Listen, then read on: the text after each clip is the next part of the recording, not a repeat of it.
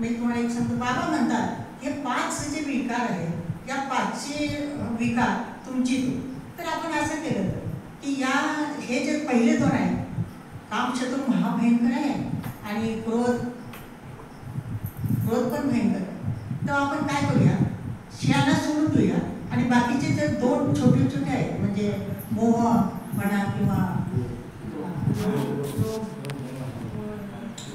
मोह वगैरे हे जे आहेत ना, ह्याला आपण काय करूया, जिंकूया.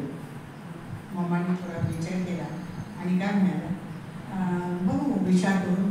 तुम्ही असं करा की आपण सगळ्यांनी विचार करूया की ज्या वेळेला ह्या छोट्या छोट्या विकारांना जर आपण घालवत बसलो तर काय होईल की जो मोठा विकार आहे तो आपली सेना पुरवतच राहील. सेना काय करेल, पुरवत राहील. आणि मग आपण जिंकू का, आपण त्यांना ठार मारू शकू का, नाही आहे, ठार मारू शकणार नाही, कारण ती सेना ही एकच आहे. त्यामुळं आपण काय करायचं की जो मोठा शत्रू आहे, काम आणि क्रोध, ह्या शत्रूंना म्हणजे कमांडर जे आहेत त्यांना आधी ठार केलं पाहिजे किंवा त्यांना आधी जिंकलं पाहिजे.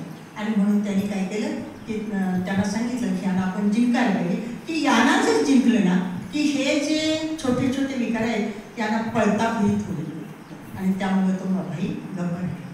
मम्माच्या वेळेला ओमचा ध्वनी करायच्या त्यावेळेला सारे देह भान विसरून जायचे. आपण कुठल्या तरी एका नवीन जगात आलेलो, कुठं ते उंच अशा ठिकाणी जातो असं त्यांना फास व्हायचं.